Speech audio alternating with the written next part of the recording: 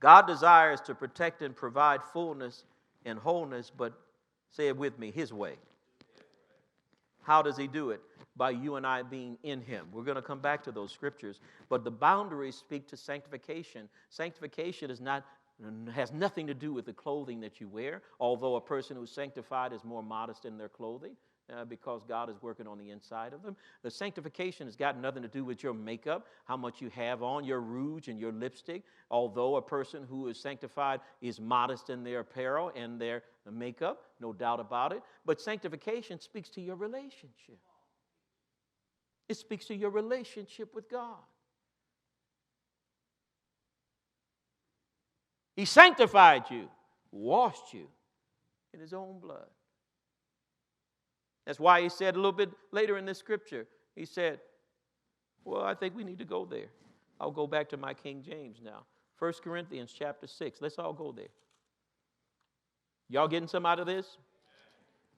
Now, you may say, Pastor, I ain't married. What's the point? Or I'm old.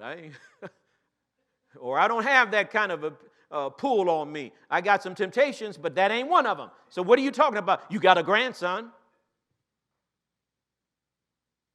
You got a granddaughter. You have a nephew, and auntie may be young. You got some young boy that's in your purview of influence. See, what you don't realize is that it's gotten really more freer, even for you, older person, than it was when you were younger.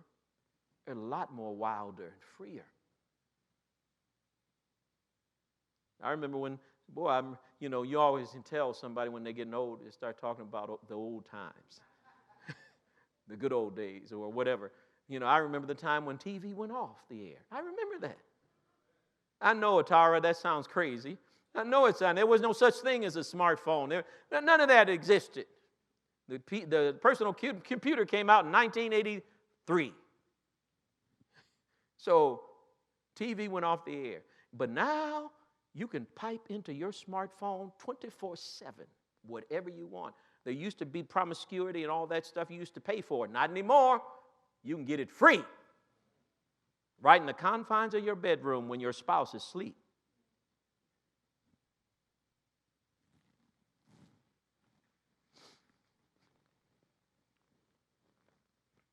And so on your slide number 11, it says, God desires to protect and provide for us His way by being in Him. And it is wrong. Here's one that's going to mess with you. Remember, I'm talking about morality. I'm not just talking about issues of homosexuality and some of what the old folks used to say, bugaboos, those big ones.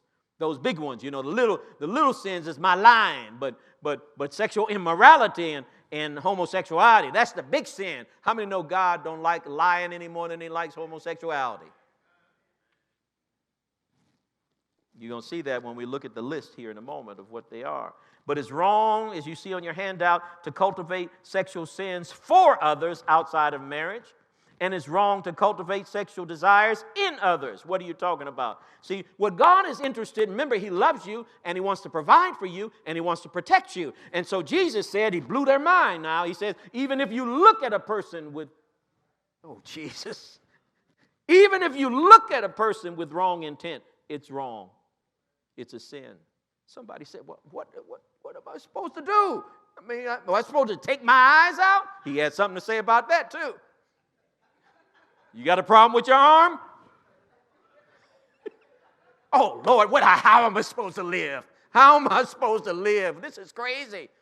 Ladies and gentlemen, Jesus was trying to help people to see, especially those Pharisees who thought that they were so much better than everybody else, that you need to have an intimate relationship with God, and any relationship that doesn't have His Spirit and Him guiding you, you are carnal, you don't have any power, and you are judgmental. And He was dealing with the heart. I remember, I think it was Brother Taylor who asked the question, why are these men so promiscuous, like David and some of these other men in the Bible? See, God dealt with that. He dealt with that in the 19th chapter of the book of Matthew when well, can we put away this woman? Can we put away a person with a writ of divorcement? What do you say, Jesus? They're trying to check him, trying to try him. Jesus made it perfectly clear. He said, Moses gave you that opportunity because of the hardness of your heart. But that was not the way from the beginning. God never intended all this promiscuity. Never.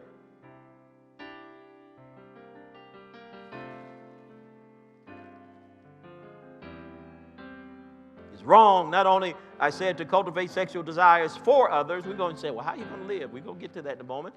It's wrong to cultivate sexual desires for others, but it's wrong to cultivate sexual desires in others outside of marriage.